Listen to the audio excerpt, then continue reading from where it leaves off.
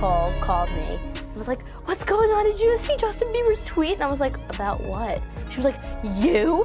And I'm like, "What are you talking about?" And like, I freaked out and I hung up the phone. I was like hysterically crying outside of a candy store with my mom in the car. And I was like, "What's happening?" And we were going crazy. It was.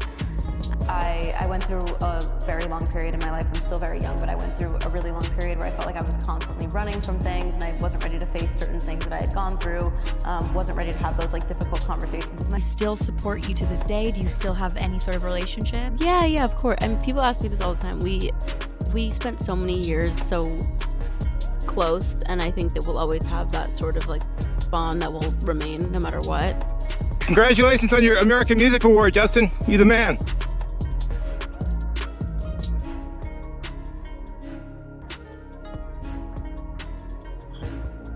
Justin Bieber was the first person that tweeted you out when you were, what, 12?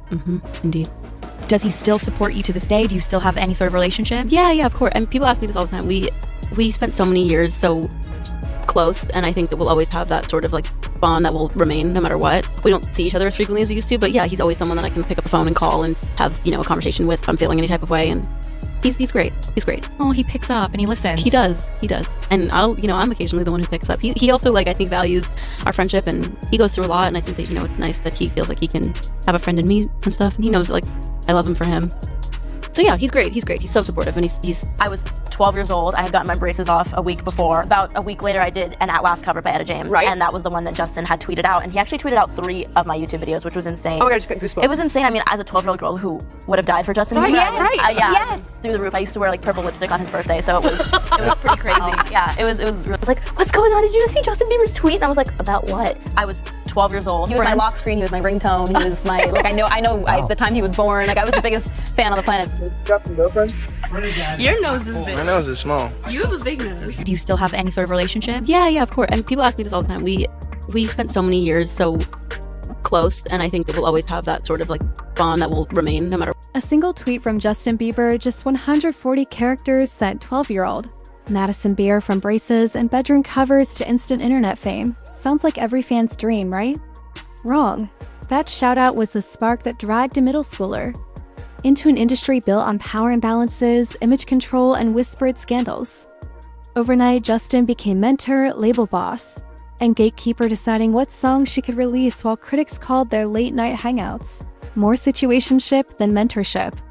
But the deeper you dig, the darker it gets. Alleged hush money, paychecks, paparazzi photos that look nothing like Big Brother energy, and a role Madison never asked for, babysitting a pop star in meltdown mode. Why did her career stall for 3 years while she owed him loyalty? And was she protecting him or trapped by him? Buckle up.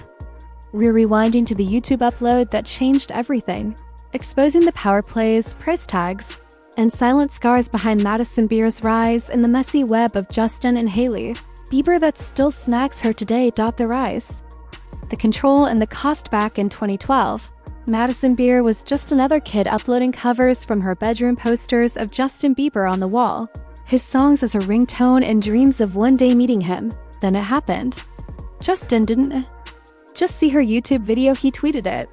Not once, but 3 times. That moment wasn't just viral, it was seismic. Within days, Scooter Brown, Justin's manager, had signed Madison. She was suddenly under the same machine that built Bieber, and behind that machine, grown men deciding every move of a 12-year-old girl. Justin wasn't just a fan. He became the face behind her label, her boss, her unofficial mentor. But that mentorship came with blurry lines. Paparazzi spotted them on random hikes. He reviewed her songs personally. She couldn't release anything until Justin gave the okay. And despite her public gratitude, it's now clear he didn't just lift her up, he slowed her down. In one interview, Madison revealed how label execs debated whether she was too sexy to debut at 14. Let that sink in. Grown adults deciding if a child was marketable based on sexual appeal. And even while navigating that disturbing reality, Madison kept defending Justin. She said he was always supportive, someone she could call. But fans started questioning, was it real friendship, or was she too loyal to someone who held her entire career in his hands? Because here's the catch. Despite being signed and mentored, Madison only released 2 singles in 3 years. Melodies, Unbreakable, and a collab with Monster High. That's it. No debut album, no tour, just silence. And yet, rumors swirled she was being paid $10,000 a week just to keep Justin calm, to keep him from imploding, to play handler, not artist. And what about that infamous hiking trail moment? Madison and Justin holding hands until paparazzi showed up, and he straight up dipped, leaving her standing there confused and humiliated. It wouldn't be the last time he left a woman in his life to clean up the public mess. Sound familiar? The question now isn't whether Madison got her big break. It's whether that break almost broke her. The puppeteer behind the pop star. What began as a viral fairy tale was slowly unraveling into something more disturbing because Madison wasn't just another rising star. She became a background character. In the Justin Bieber show, pulled into his orbit not for her voice, but for the calm she brought to his chaos. Industry whispers started swirling. Madison wasn't releasing music because she wasn't allowed to. Justin and his team allegedly had the final say on every project, every track. If he didn't approve it, it never saw daylight. And during that time, Bieber wasn't exactly a model of stability. He was melting down in public, making headlines for reckless behavior, dragging Selena Gomez into messy drama, and somehow Madison was always quietly nearby. Some reports claimed she was paid not to perform, but to be his emotional support system. Imagine that, a 14-year-old girl expected to manage the mental breakdowns of a 20-year-old global megastar. That's not mentorship, that's manipulation. And even when she tried to defend herself publicly saying he was like a big brother, insisting nothing inappropriate ever happened, the internet wasn't buying it. Why was she always the one cleaning up after his messes? Why did she have to clear her name while he stayed silent? Especially when fans accused her of being the reason behind Justin and Selena's final breakup. Then there were the blind items. The viral gossip threads that claimed Madison was being paid, not mentored. That her presence wasn't about music, but about containment.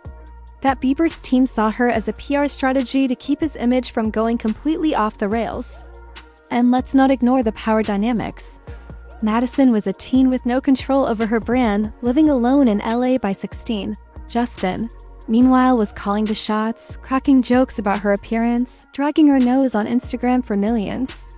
To see, one viral post even showed him mocking her features while she smiled through it. What does that do to a girl's self-worth? It's a tale we've seen before. Young women in Hollywood paraded as prodigies only to be turned into pawns. And as Madison's silence grew louder, fans started to ask the uncomfortable question, was she ever really free? Or was she just the latest girl pulled in to keep Justin Bieber from falling apart, while Madison kept showing up with a smile? The cracks were always there, just hidden beneath the surface. She was still just a teenager, alone in Los Angeles, trying to find her place in an industry that never really made space for her voice, only her image. No real debut. No real plan, just whispers of what could have been. If only Justin had let her speak for herself, and it wasn't just him. The entire machine around them treated her more like a PR shield than an artist. They dangled fame, micromanaged her look, and pulled her close when Justin needed to look stable. Then, when Hailey Baldwin officially entered the picture in 2015, everything shifted. Madison, once the loyal little sister of the Bieber circle, was suddenly invisible. Fans noticed the silence. No more birthday shoutouts, no more behind-the-scenes collabs. Just cold distance. And as Justin and Hailey began curating their glossy couple brand, Madison got pushed further out of the frame. She never shaded them publicly, never aired the truth. Just smiled, nodded, and played her role, but people couldn't help but ask, did Hailey feel threatened by Madison's long history with Justin? Was Madison quietly erased to make room for a clean slate? And why did her career suddenly restart when she was no longer attached to him? Even now, years later, those questions haunt the comments. Because Justin still randomly drops compliments under Madison's posts while barely showing up for his own wife. And Hailey?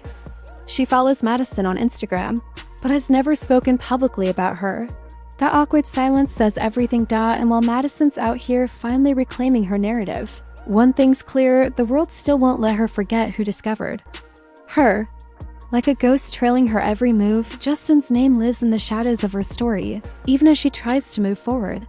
Because when you're discovered by someone that powerful, the gift is never just the spotlight. It's also the shadow. Madison Beer eventually did what many thought she never could. She broke away. Quietly, steadily, and on her own terms. She started releasing the music she wanted, writing songs that weren't filtered through someone else's vision, and building a career that reflected her voice, not Bieber's brand. But even in her freedom, the past never really let go. Every interview came with the same question. What was it like working with Justin? Every headline looped her name back to his. It was like her story couldn't exist without his shadow looming over it. And while she's been open about the pressure, the mental toll, and the exploitation she faced, there's still a hesitance. A layer of loyalty that won't let her say everything. Maybe it's trauma. Maybe it's fear. Maybe it's just years of conditioning to protect the people who once held power over her. Meanwhile, Justin's story keeps spiraling. Public breakdowns, cryptic Instagram rants, and a marriage that seems more like survival than romance. Hailey, just like Madison once did, is left to carry his burdens, and fans are watching it unfold all over again. The same patterns, the same excuses, the same silence. And that's the tragedy behind Madison's story. She was never the villain. She was never the fame-hungry starlet. She was a child plucked from obscurity, propped up by a broken machine, and used to clean up someone else's mess until she wasn't needed anymore. But through it all, she endured. She spoke out. She stayed standing, and in a world that loves to discard young women the moment they stop serving someone else's narrative. That in itself is a rebellion. Madison's journey is more than just a cautionary tale. It's proof of how the entertainment industry packages mentorship as protection, while quietly grooming its youngest stars to serve systems much older, much darker, and far more profitable than any fan could imagine. They'll call it opportunity, exposure, a once-in-a-lifetime break. But behind those bright lights is a brutal reality. Girls like Madison are often sold a dream, just to become someone else's distraction, someone else's rehab, someone else's redemption arc. And when they outgrow the role, they're silenced, dismissed, or replaced. But Madison didn't disappear. She got louder, more honest. And with every lyric, every interview, every brave truth she drops, she reclaims a piece of herself they once tried to erase. So maybe this isn't just about what Justin did or what Hailey knew. Maybe it's about the thousands of Madisons out there, girls who are told to smile, stay pretty, and stay loyal, even as the system chews them up. And now, finally, Madison's not just surviving it, she's exposing it. Let that be the real legacy. As the dust settles around this tangled triangle of fame, silence, and survival, one thing is certain: nobody walked away untouched. Not Justin, still struggling with the weight of his past. Not Hailey, caught between love and loyalty. And definitely not Madison, who learned too young that fame always comes with a price tag. But what if this story isn't ending, it's evolving?